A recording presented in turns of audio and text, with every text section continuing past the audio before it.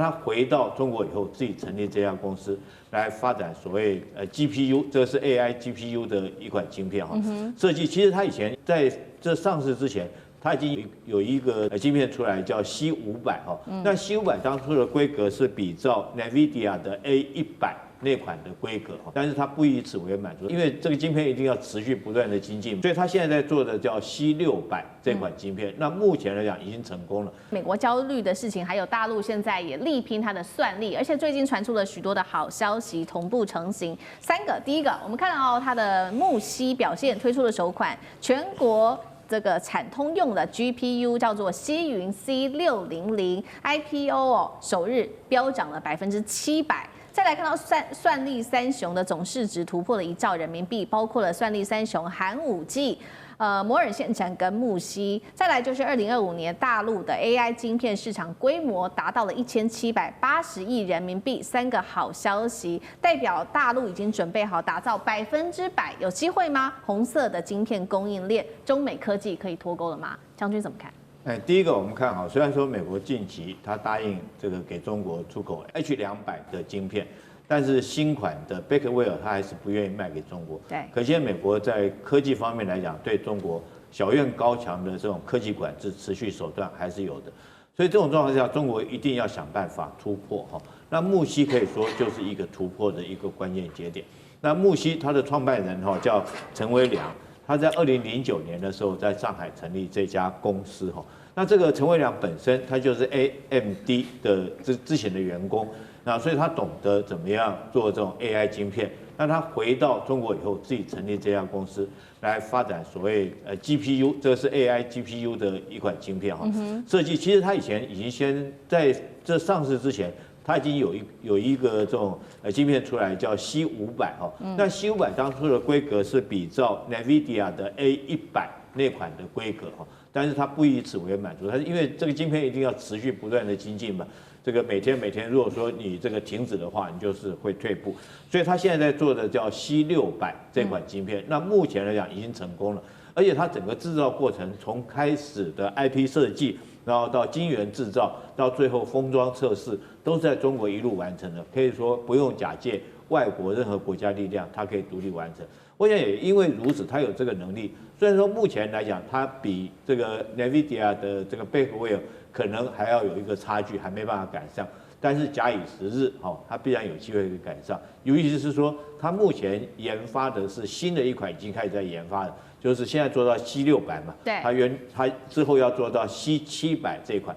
如果做到 C700的话，它的效能大概比照这个 NVIDIA 的 H100的水准，那就有机会更成功。也难怪这款晶片刚一上市的时候，不是晶片刚上，这家公司刚上市的时候，它的股价在当天马上飙升到700%，代表中国人民对这款晶片的信心度还是很高的。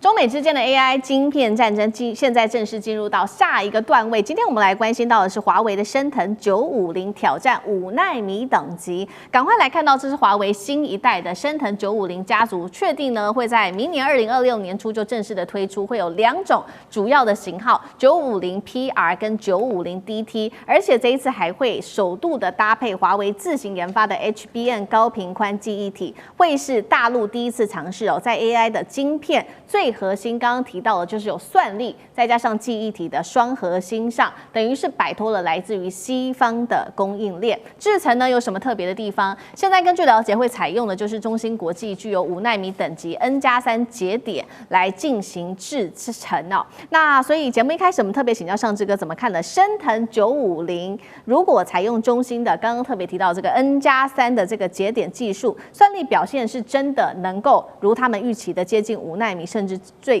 至是更高吗？那刚刚也提到了，还会首度的加入自行开发的 HBM 记忆体，在晶片上等于是有什么样新的一个技术吗？尚志哥怎么看？哇，华为不负众望，在2025年的年底之前，终于推出他们这个升腾950系列的晶片。大家一定要了解哈，在中国大陆的晶片，所以华为现在一个是所谓半导体晶片，像手机里头那个叫半导体晶片，另外一个是 AI 晶片。所以我们现在在讨论这个升腾的华为是 AI 晶片，所以它直接打击的跟竞争的就是辉达为主的部分的市场。那这次其实全世界在关注的这个升腾90晶片，首先大家外国特别关注它究竟是 N+2 7奈米或 N+3的技术，也就是如果这次真的能够做到 N+3，能够5奈米，而且可以稳定做那么多、做那么稳的话，那就表示这个中国大陆很恐怖哦，5奈米已经非常熟了，而且表示5奈米它能够推出成熟的商品，就表示后面其他的可能3奈米、2奈米都往下攻了，都正在攻了哈。所以这是国外界很关注的。但实际上就市场上关注的是，它现在这个950 PR 是比较基本款。也很厉害了啦，950第一梯非常非常强哈，它是每秒钟可以到4TB 的运算。晶片本身，当然我们现在拿跟辉达比吧，严格来说跟辉达的 H200，还不要说他们的 H800 最新的 H200，其实大概只有他们的运算功率的一半多一点点。看起来是不是落后辉达？不是哦，要注意，整个华为在开发升腾晶片，可不只做这个晶片，它开发全部的系统，因为它要避开这些所有可能专利被卡脖子的地方。中国大陆最厉害的地方要注意，现在华为的 AI 晶片，首先第一个是它的封装能力，在做这个晶片有它独到之处；第二个，华为自己的通讯网络能力很强，它的晶片彼此的沟通可是比辉达的晶片彼此沟通要更厉害。这一次也有它的光通讯的独特之处。另外第三个华为最来就是它的多晶片的架构，甚至叠来叠去。我过去在视频节目说过，它这个部分能够多到最后变成是叫做 super cluster， 就是超级重级多的大的不了，连来连去，而且彼此大家都能很大的沟通。甚至它有一种叫做零渠，是它的专利技术，彼此之间还有一些特别可以存的效率渠道，是还大家不知道有多厉害。简单讲，华为的晶片虽然还是输辉达只有 H200的一半，但它整套系统端出来，这个系统的解决方案看起来是香饽饽，而且跟辉达最后比起来，恐怕不会输哦。所以这次年底之前，华为这个 AI 晶片为什么一兴耳目？国际很担心，如果你5奈米都可以做到，哇，那未来如果再继续往下走的时候，华为的晶片会厉害到哪里去呢？好，这个是华为的 AI 晶片，现在这个美国看在眼里，当然也是非常的紧张了。那所以中国大陆的政府也乘胜追击哦，这个是彭博最新披露，其实也是非常的担心，因为大陆现在考虑要推出一项。金额700亿美元，换算高达2.2兆新台币的半导体奖励计划，是目前呢全球规模最大的，而且是国家支持的半导体计划。那 AI 沙皇是这样说的，他说中国大陆先前拒买辉达的 H200，很可能就是因为有这一套扶植计划，所以他们有了底气可以做这样的决定。那路透也说了，已经中国明确的要求了，说不得采购外国的 AI 晶片，会让这些价值数十亿美元的订单来流向本土。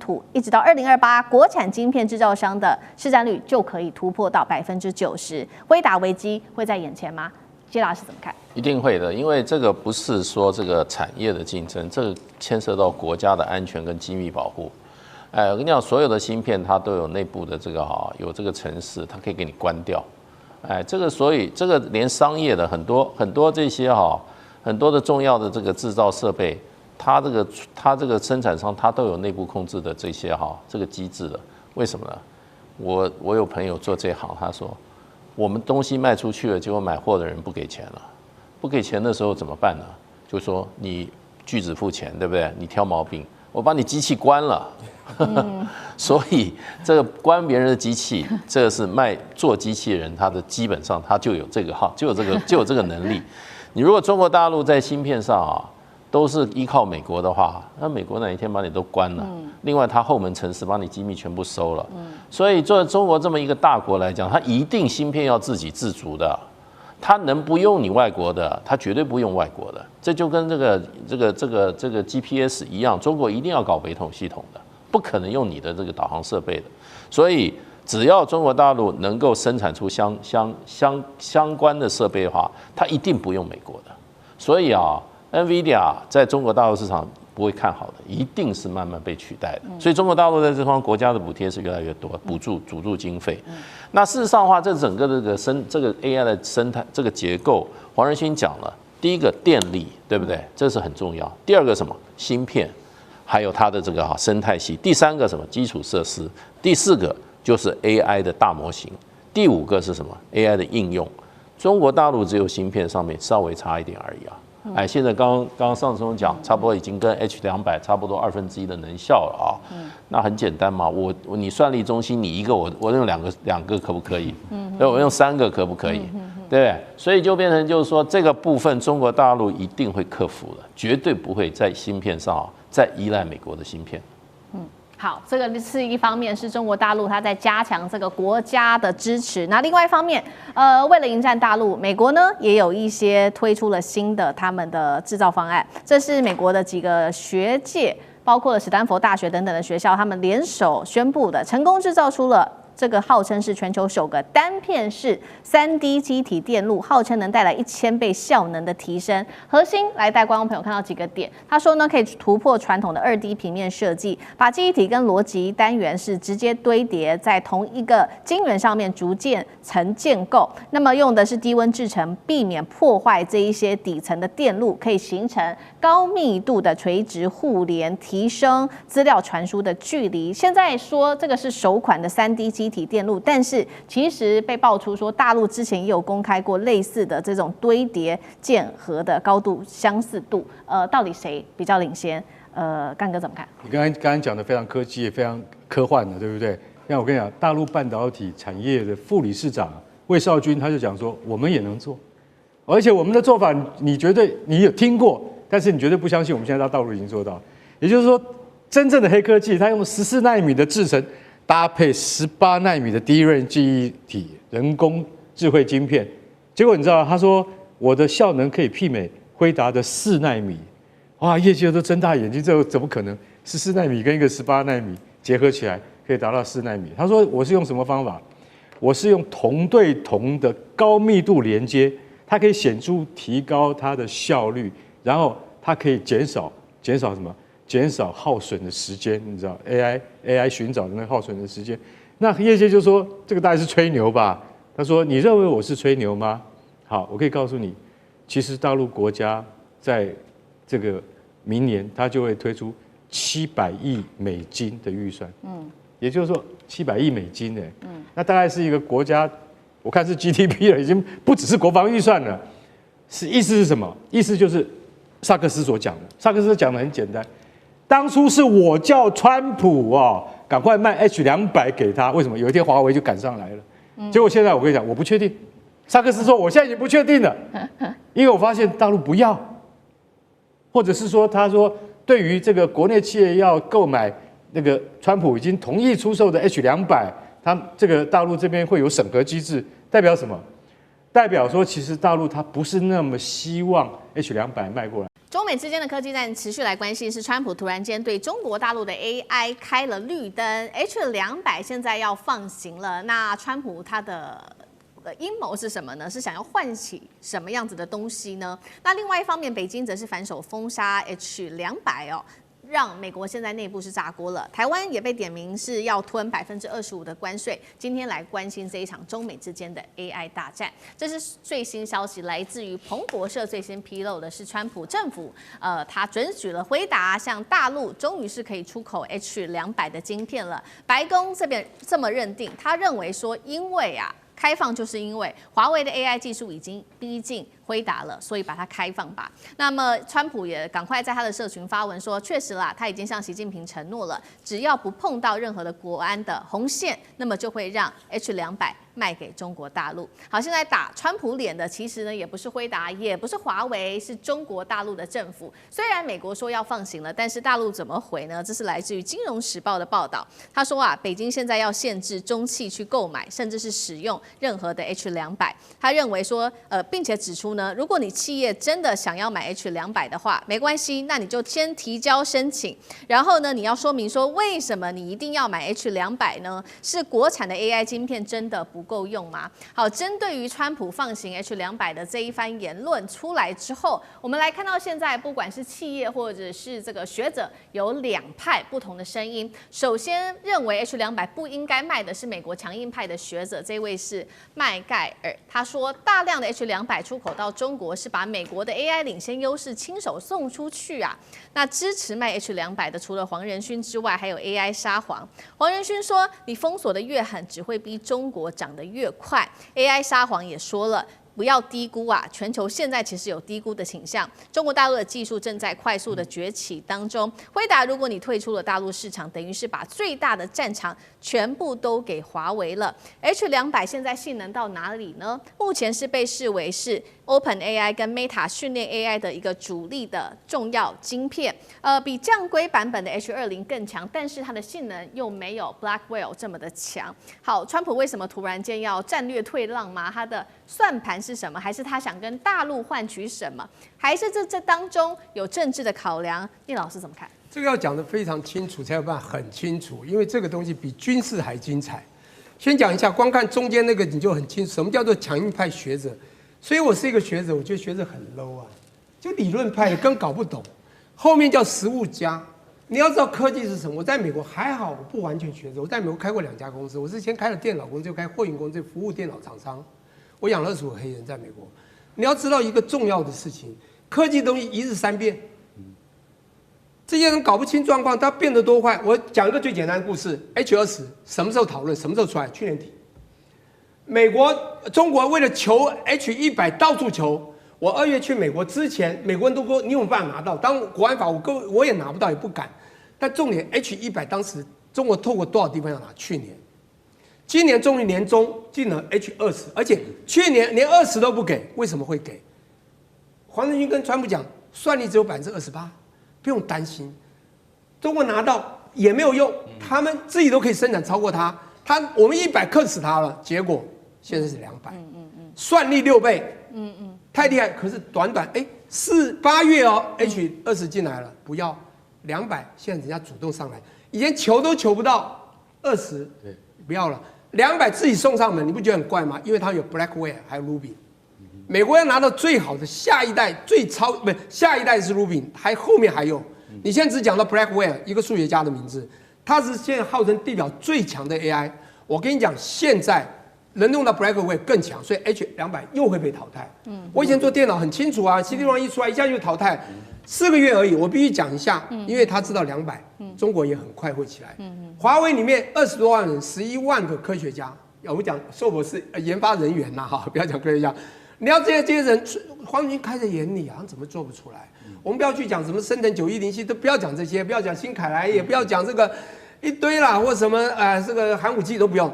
中国是全部，我刚刚讲，全部知道科技全部在提升。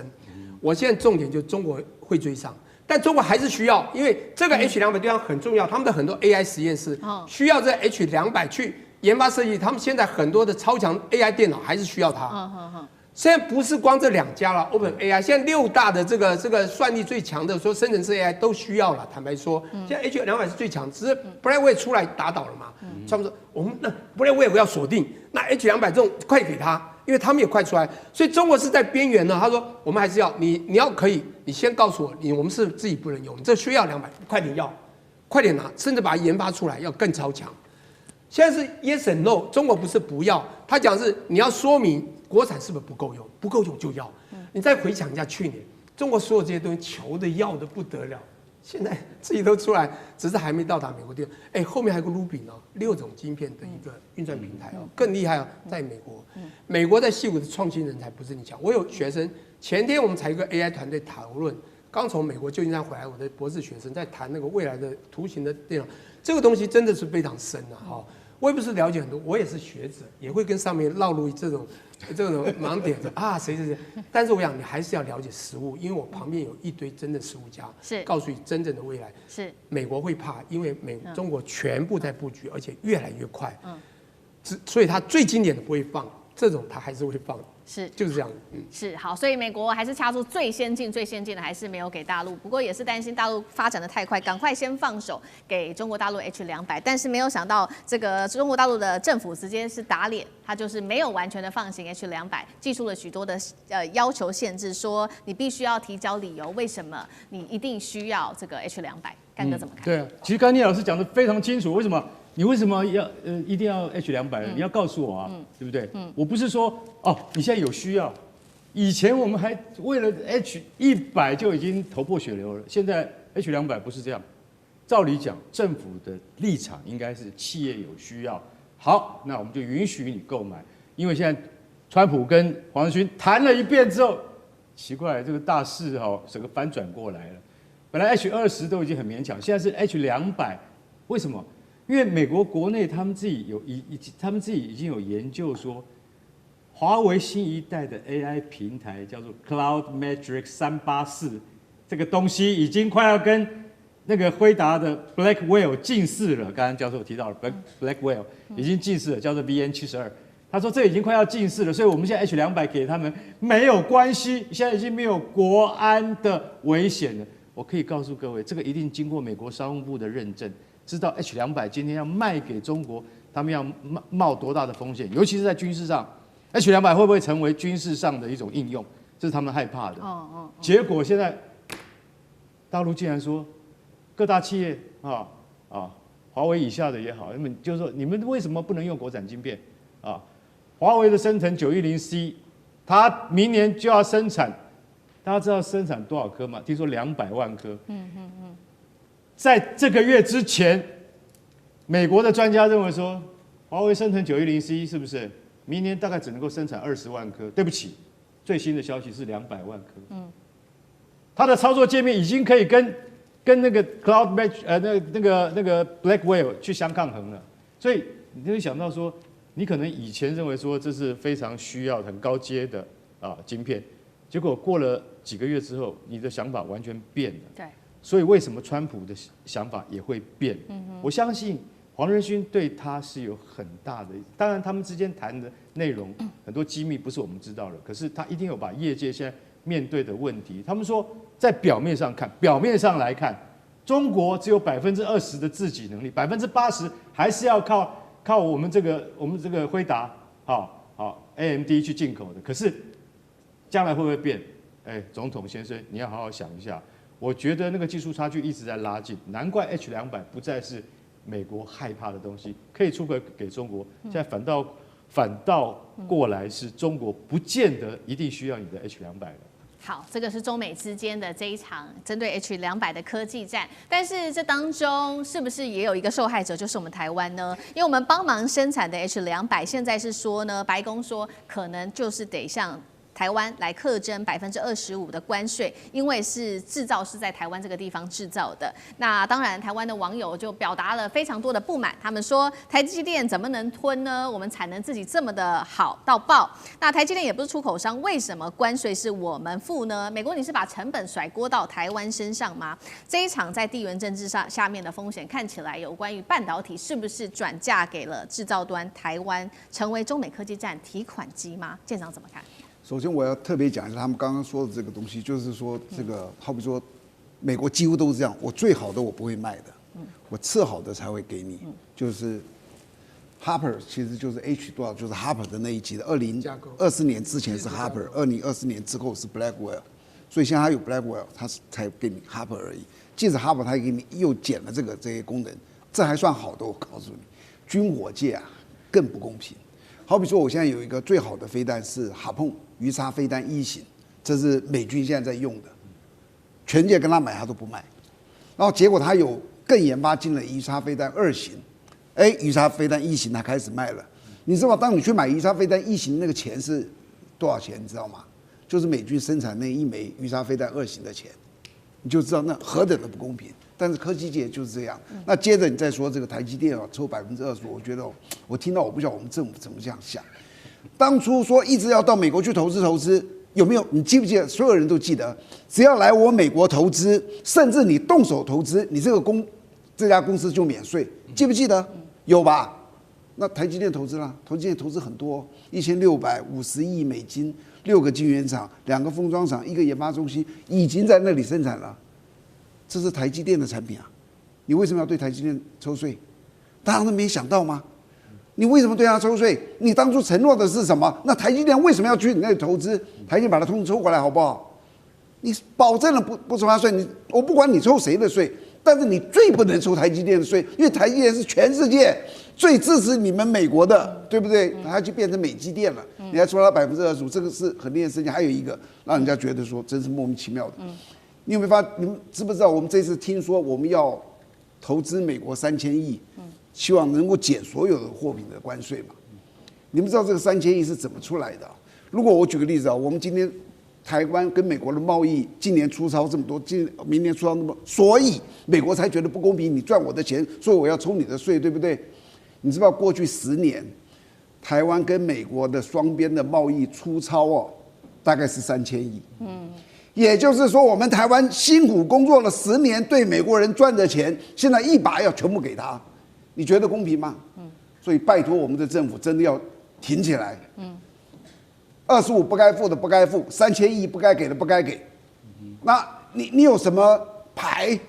我告诉你，你有一个牌，和中跟马英九一样，你试试看美国敢不敢这样欺负你？好，中美科技战今天来关心的是华为的2奈米专利绕过 EUV 震撼全球。另外，我们今天也会来关心到是中美之间的这一场这个贸易战，包括川普寄出的关税战，本来是要整中国大陆的，结果没有想到大陆啊，它的贸易竟然是突破了1兆美元，创下了历史新高哦。那么我们今天也会就这些议题来一起做关心。这个是科技圈的大消息，就是在这个时候呢，川普突然间宣布了H200可以卖给中国大陆，但是要有前提的，如果说卖出去的话，还是要被课关税，抽成是针对每汽抽25%的这个税，理由冠冕堂皇，就是说它要兼顾美国的安全，维持 AI 的领先。但是现在科技圈也在解读，是川普真的觉得怕了，针对这一场科技战，因为呢，其实黄仁勋早就已经多次警告川普了，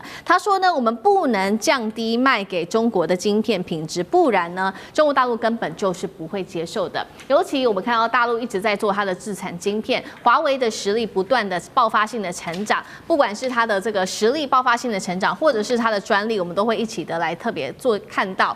大陆的半导体产业每年翻倍成长，远超过这个西方。只有年增幅大约20%，而且确实哦，大部分的人才都是华人，专利在中国现在已经在全球高达了70%了。另外一方面，大陆在这个华为的 GPU 的专利5年更是暴增了10倍，那现在专利数量更是创下了新高，包括它的算力也推上了近70%左右。现在看到是大陆的杀手锏，被视为是要特别美国关注的，就是他们3年前推出的这项专利，有20项的这个环绕闸极的一个技术专利，号称能够让 DUV 绕过 EUV 直攻哦，达到2奈米等级的一个制程。节目一开始要来特别请教干哥怎么看了？为什么川普在这个时候突然间要放行 H200？怎么看？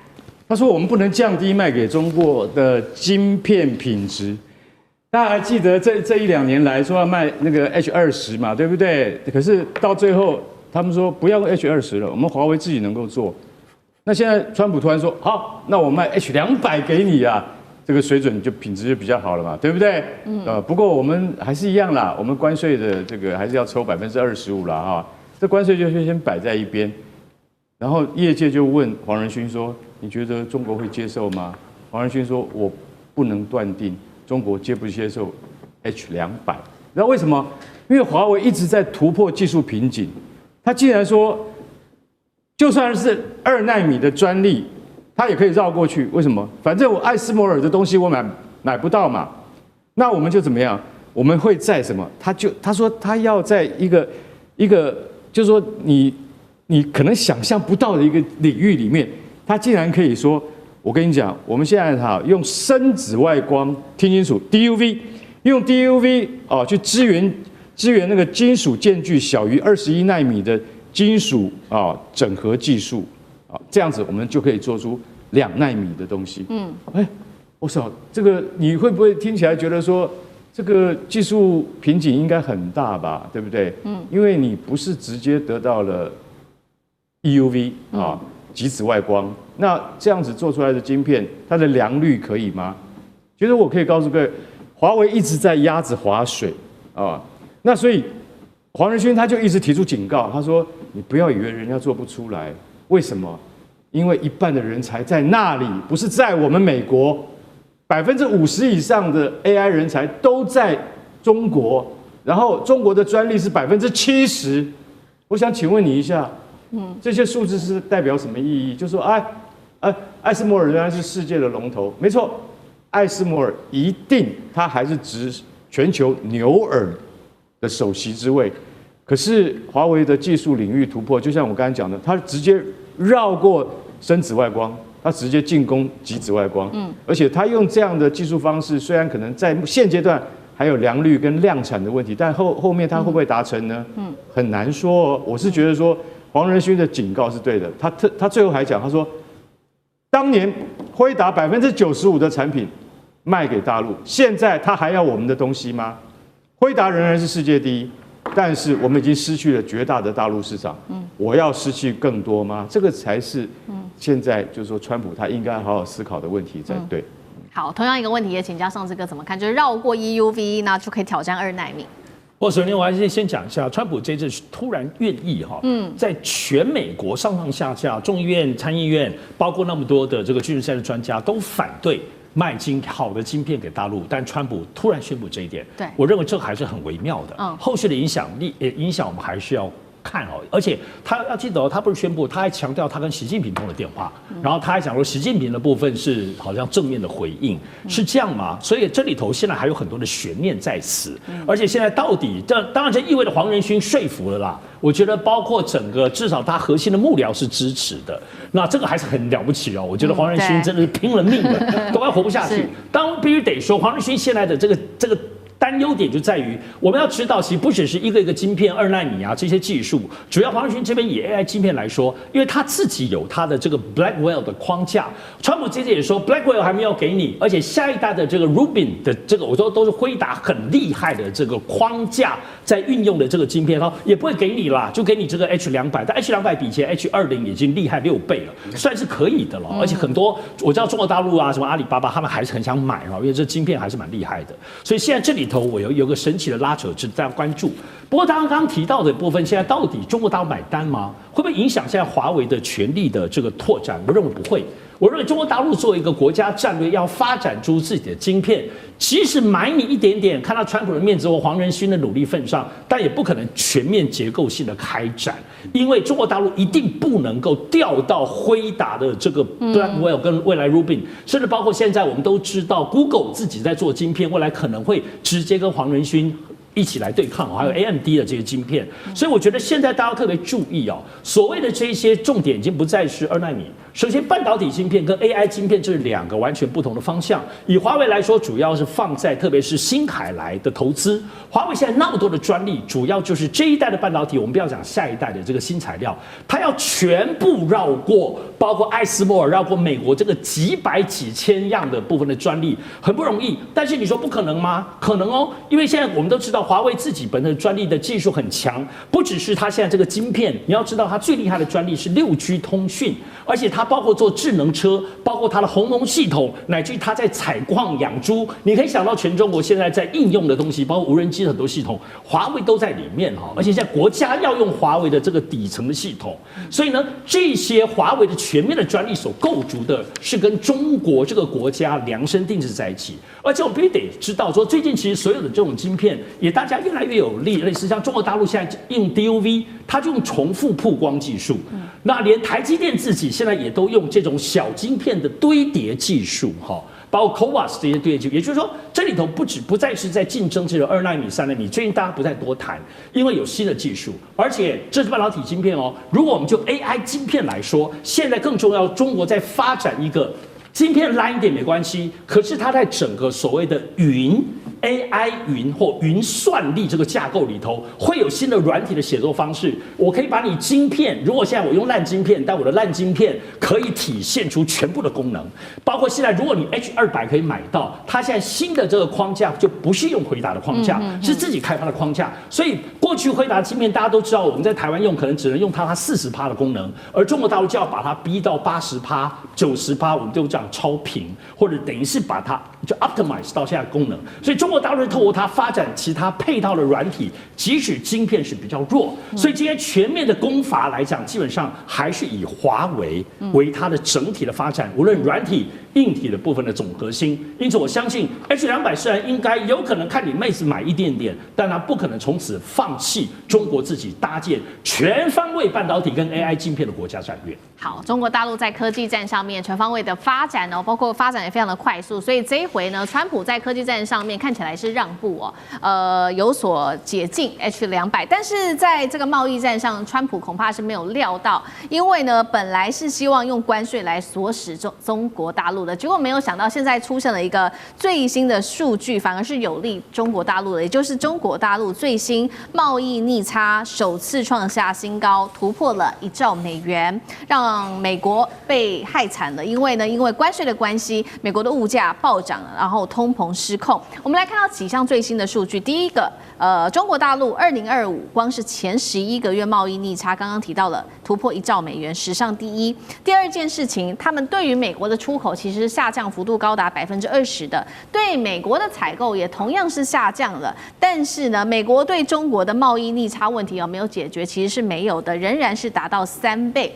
刚刚讲了，还有造成的是美国的物价上涨，包括了现在涨最多的就是他们的天然气涨幅70%，牛肉上涨16.6%，那么牛绞肉也有12.9%的一个幅度，45%的美国人已经痛批说，生鲜食物实在是贵到他们已经难以负荷了。怎么回事？本来要打中国大陆的这个关税战，怎么越打越强？大使怎么看？因为美国虽然这个农产品很丰富，它很多也是进口的。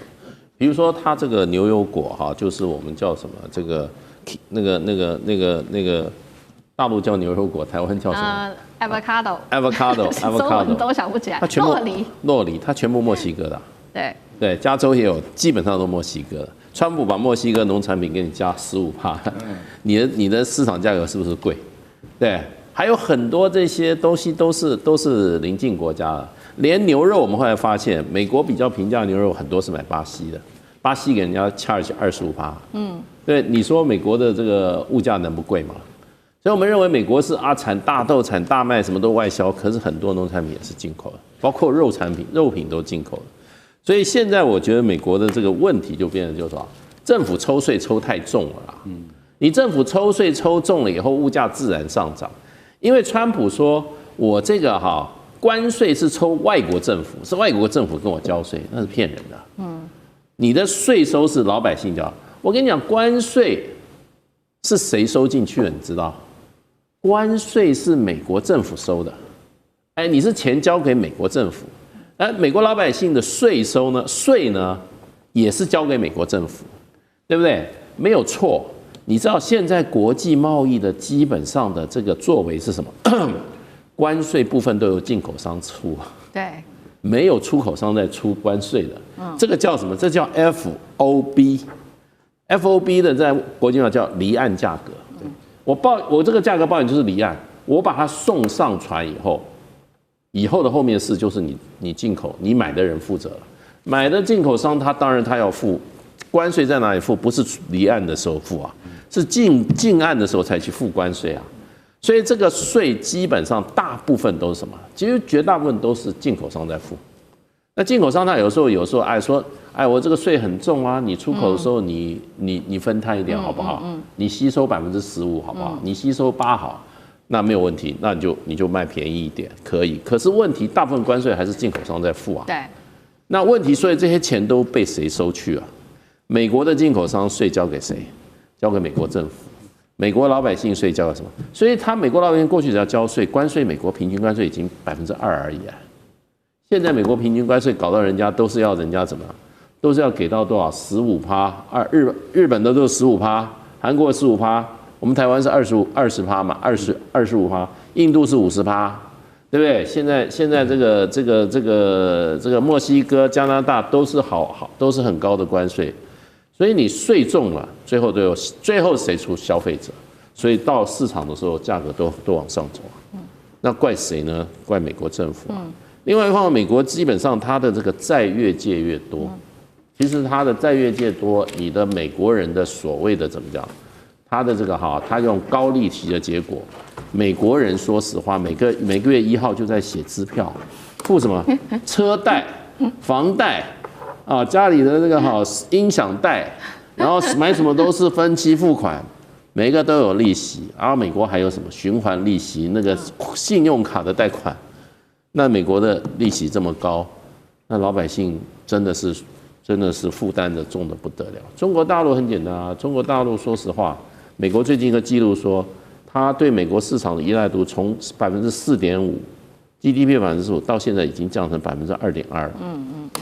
意思就是说不依赖美国市场。然后呢，在俄罗斯、中东、南亚、东协、非洲市场全部遍地开花，它分散市场了。现在美中持续在做高科技的晶片博弈哦。那这个情势要出现重大逆转的讯号了吗？怎么说？正当全世界都以为美国要持续掐住中国发展 AI 这个高端晶片咽喉之际呢，彭博社他们有一个劲爆的消息哦，说现在川普政府正在讨论，我们要不要开放 H200的晶片呢？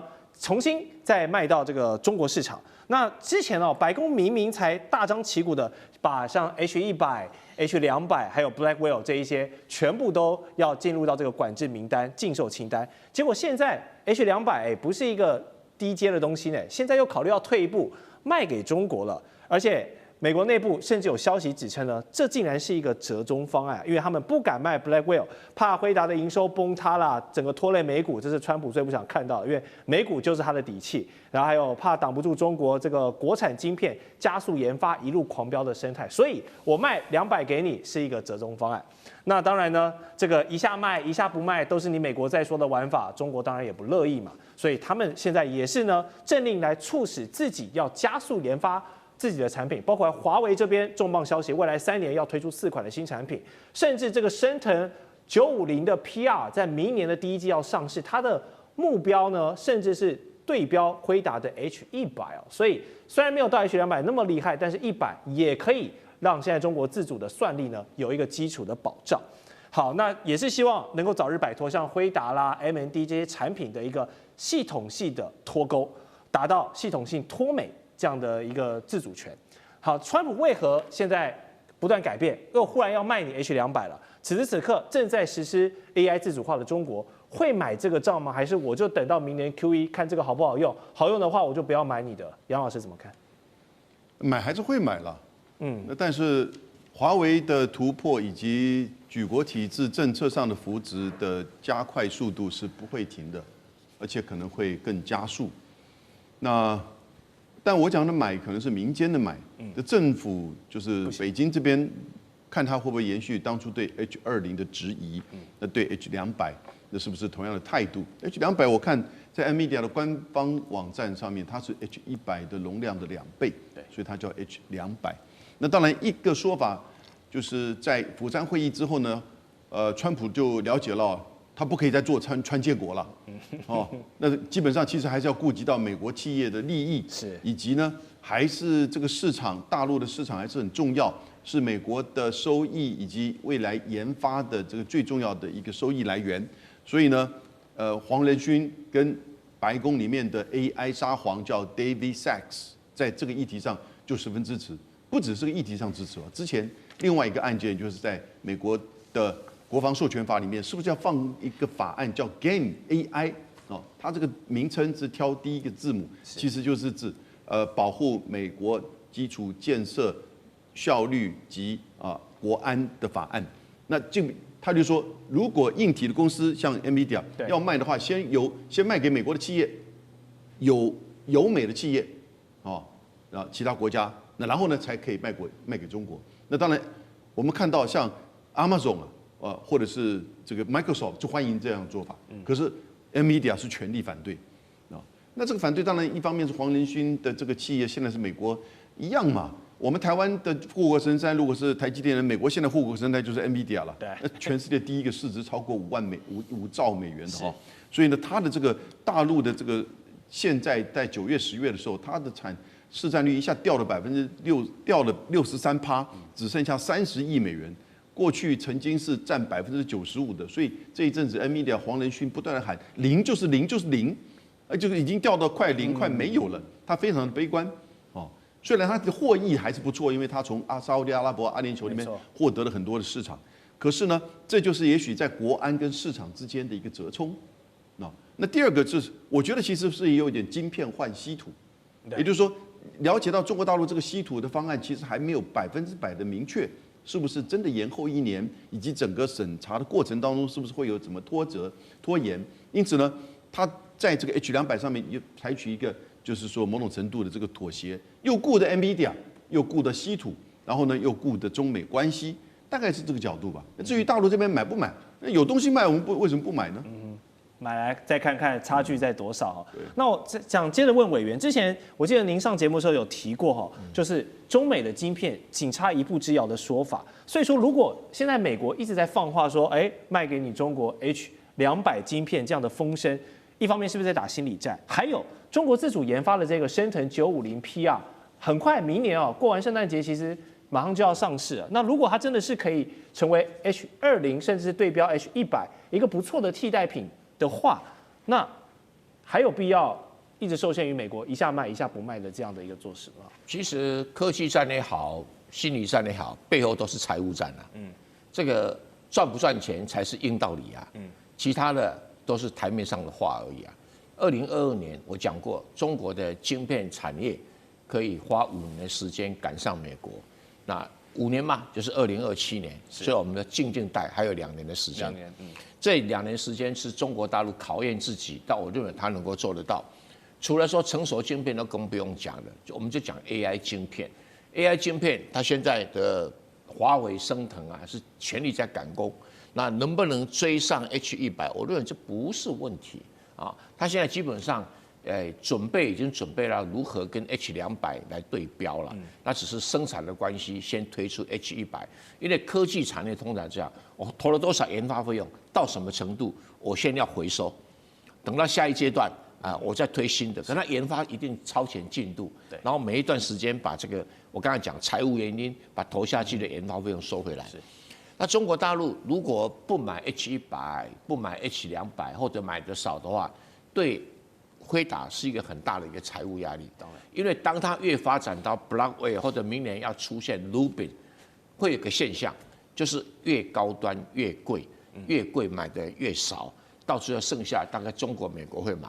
我举一个例子，那个ASML 哈，那个 ASM 那个荷兰的光刻机，就是这个现象啊，它现在已经造到了顶端的这个所谓的 EUV， 已经到了一架4亿美元，对不起，谁买？台积电买一架，没了。为什么？你不让中国买，那你叫日本买吗？日本还在初级阶段，全世界没有人会买这么贵的。可是你投下去研发这个4亿美元一架的光刻机，请问你花了几百亿的研发费用下去，你不能回收的话，就会在今年不断的产生债务的累积，这个就是现实啊。所以如果辉达出现了营收减少，而且投下去的费用那么高，获利稍微没有像以前那么理想，那当然会拖累美国的股市。美国的股市一拖累的话，那是变成是会扩散出去，所有人财务受损，就会影响到消费，因为股票投资者赔钱；影响到投资，因为公司没办法发行新股。所以这一连串带动出来的影响，会跟台湾一样。所以说，台湾如果台积电离开了台湾之后，台湾的经济会开始往下走。这是没有办法避免的啊。那一样的，如果 NVIDIA 找不到新的大客户，我讲大客户你 Blackwell 现在已经卖得不太好啊，只有沙特阿拉伯在买，还有美国自己几家在买而已啊。那如果 Rubin 出来，效能很高，力道很强，但是太贵了，不能回收，那就对不起啊，您就要停摆，不能回收。你每一个 Blackwell 不投了多少钱下去研发 ，Rubin 不投了多少钱下去研发测试试产。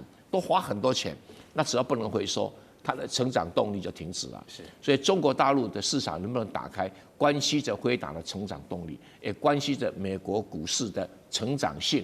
那川普不在乎辉达，也不在乎中国，甚至也不在乎美国自己，但他在乎美国的股市，因为他的好朋友全部在股票市场上。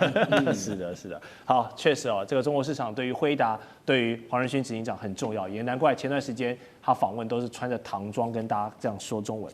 我们继续观察，还有中国这个成熟制程已经够强了，但现在就是要在先进制程急起直追嘛。一个市调机构吉邦科技就发了一个惊人的预估，认为2023年中国将掌握全球半数的成熟制程哦。那他们到时会有全球超过50%的成熟制程产能，然后还有全球12寸晶圆代工的产能，年复合成长呢，全世界只有10%，但是中国是翻倍20%。以及今年6月，武汉的碳化矽大厂投产，年产36万片，来提供现在这个100万辆的中国电动车蓬勃的需求。所以成熟制程，大家经常误会，以为它是落后制程，但其实它不是啊，它反而是跟这些民间汽车、工控、电力、通讯、老百姓息息相关这些刚需的产品啊，很重要。但一旦中国掌握了全球半数的成熟制程之后，我们说这个半导体的市场有没有机会重新洗牌，然后成为中国第2个继稀土之后呢，成熟制程也可以作为一个战略的王牌？舰长怎么看？已经是了。已经是为什么这么说呢？因为我们回头看一下股价哦，在2022年9月的时候呢，其实我们来看我们台湾成熟制程的这些晶圆大厂全部都掉价，为什么？因为中国大陆开始整个成熟制程大出台，然后接下来它就开始，只要中国大陆它进入了量产，任何一个产业它进入了量产，它就开始进入白菜价。对，它一进入白菜价的时候，对不起，无与人能比。也就是像刚刚讲到电动车就是如此，被卷爆了。对，那如果是这个样子的话，那也就是说，为什么台湾的那个晶圆厂，也就是成熟制程的晶圆厂，全部通通都在掉价？因为中国大陆在砍价。那这也就是我们看到的。另外，我们再回想一下，大概在1-2个月之前的安氏半导体。我们讲到安氏半导体的话，那你荷兰的厂，你为什么不在荷兰自己做？你为什么封装测试以及部分制程要在中国大陆做？因为中国大陆做其实物美价廉，然后你才能够赚取更多的厂商利益这个部分呢，所以你才愿意到中国大陆来投产，不然你为什么不自己在荷兰产呢？这个也就是最大的问题。但是其实安氏半导体的部分呢，如果问到这个它的文泰科技的母公司的话，他说这个问题还没有完全的解决啊，也就是荷兰暂停了这个行政命令呢，但是这一家公司的控制权到目前为止依然未解。所以我们这样讲啊，现在我们看到的就是2025中国制造，所以我就说就不用等到2030年，我们现在看到的就是，可是2030年我们看到的是什么？我们将会看到的是中国标准。